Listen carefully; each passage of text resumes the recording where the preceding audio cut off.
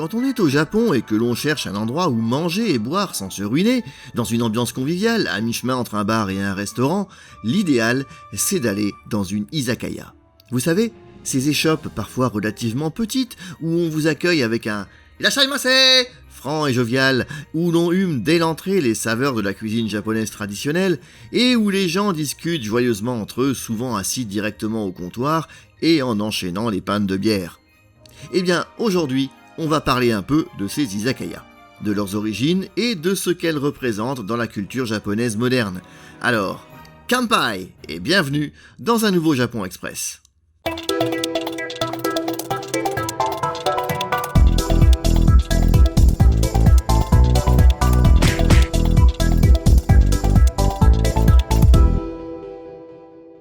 Et d'abord, ça veut dire quoi, izakaya ? Littéralement, si on regarde les kanji qui composent le mot, ça signifie un endroit où on peut s'asseoir pour boire de l'alcool. Nous on appellerait ça un bar, non ? C'est encore plus court. Effectivement, mais il y a tout de même une différence. Comme je l'ai dit en début de vidéo, ce sont des établissements à mi-chemin entre le bar et le restaurant, car on peut y boire de l'alcool, certes, mais aussi y manger.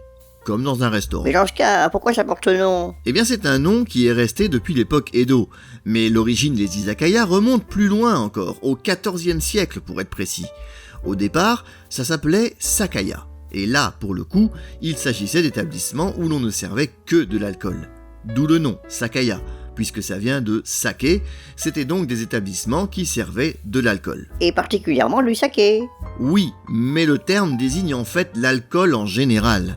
Le saké, au sens où on l'entend aujourd'hui, c'est le Nihonshu. J'ai déjà fait toute une vidéo sur ce breuvage et sa fabrication, je la mets en fiche pour ceux que ça intéresse. Avec le temps, et notamment à partir de la période Edo, ces établissements ont évolué, notamment grâce à une concurrence féroce. Aussi, pour se démarquer, certains ont commencé à proposer des accompagnements gratuits avec l'alcool. C'est comme nous quand on sert des cacahuètes dans un bar, non ? C'est ça, mais à l'époque c'était nouveau, et ça permettait d'attirer plus de clients.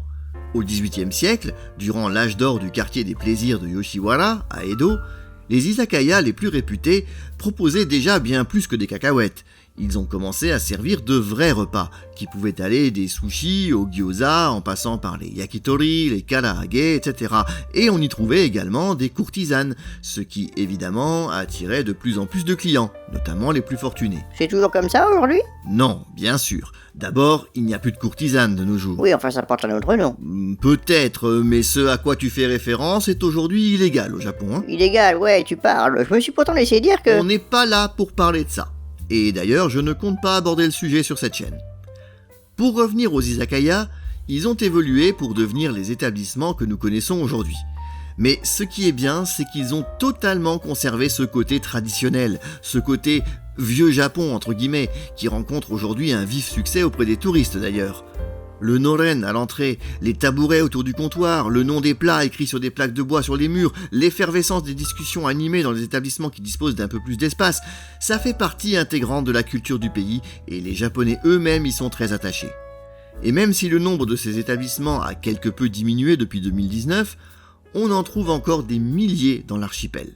Certains se sont un peu plus modernisés que d'autres, en proposant notamment un menu accessible via un QR code à scanner ou carrément des tablettes sur les tables qui permettent de commander à distance, mais le principe reste le même et dès que vous aurez passé le noren à l'entrée, respirez les parfums de la cuisine typique du lieu et que les cuisiniers et serveurs vous auront lancé un grand « Irashaimase !», vous n'aurez plus qu'une envie, profitez pleinement de cet instant et oubliez tout le reste.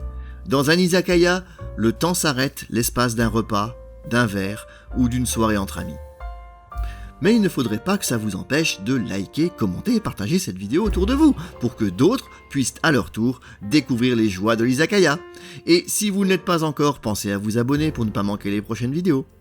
Merci d'avoir regardé jusqu'ici, Gochizo-sama, et continuez d'aimer le Japon. Matane!